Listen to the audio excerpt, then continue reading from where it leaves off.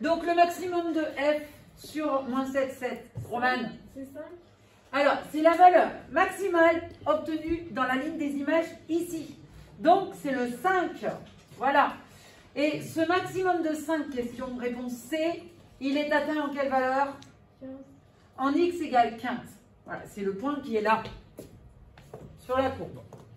Et le maximum, il est bien de 5. On lit sur les images le maximum. Question suivante.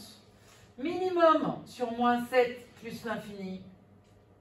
Le minimum, est-ce qu'on peut le voir sur le tableau?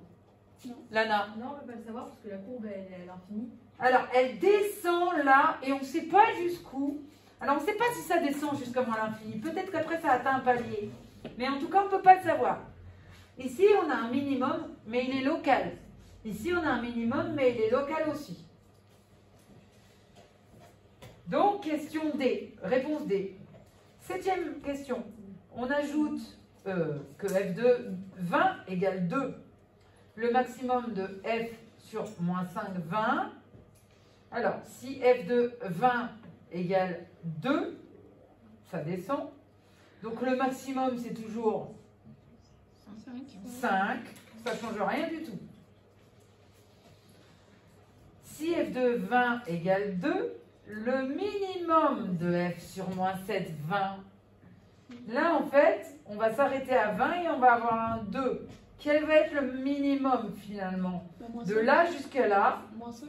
ça va être le minimum qui est là. Le moins 5, tout à fait. F est décroissante. Sur quel intervalle? Alors, on le voit sur la courbe. 4, 8. Alors, elle est décroissante ici. Et est-ce que c'est seulement sur 4, 8? Non. Elle est décroissante aussi sur 15, 30. On a deux choix. Alors après, ça peut peut-être continuer, mais en tout cas, on est sûr qu'elle est décroissante sur 15, 30. Question 10. F est croissante sur... Alors, elle est croissante sur quoi? Chloé. On lit sur l'axe des abscisses. Kenza. Moins 7, 4. Elle est croissante sur moins 7, 4. Puis, elle est croissante sur 8, 15. Voilà. Et donc, est-ce que c'est là-dedans? F est croissante sur moins 7, 4 ou 8, 15. Question, réponse D. 11. Peut-on affirmer que... Alors, f de moins 6 est-il plus petit que f de moins 5? On se trouve ici. Entre moins 6 et moins 5, on est ici. Comme la fonction est décroissante, le f de moins 6, il va être plus bas que le f de moins 5. Est-ce que vous comprenez? Oui. La fonction est croissante.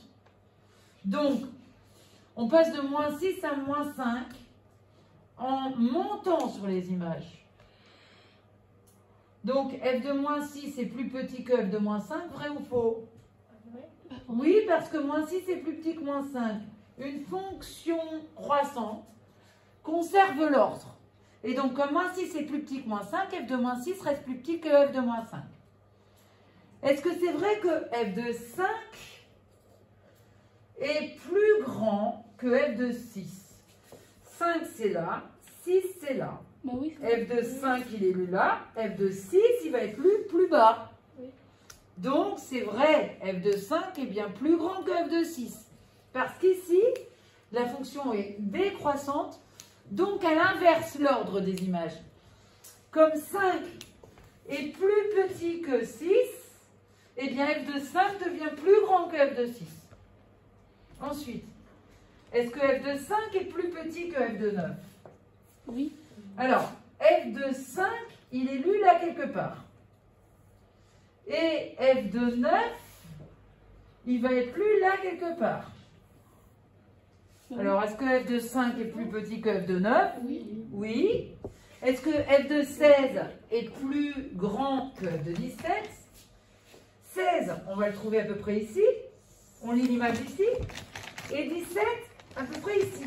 On lit l'image ici. Donc, f de 16 est plus grand que f de 17. Vous êtes d'accord? Oui. Oui, car 16 est plus petit que 17, mais comme c'est une fonction décroissante, elle inverse l'ordre des images. Donc du coup, f de 16 devient plus grand que f de 17. 12, dernière question. Pour x appartenant à 4, 15, f de x appartient à... Alors, on est entre 4 et 15. Donc, on va lire les images ici. Entre 4 et 15, les images, elles font quoi? Elles passent de moins 1. Elles descendent à moins 3. Et elles remontent à 5. 5. Donc, en fait, les images, elles ne sont pas entre moins 1 et 5. Les images, elles sont lues entre moins 3 et 5. Parce qu'entre deux, ça redescend. Donc, réponse C. Et nous allons maintenant faire le problème. On coupe la vidéo.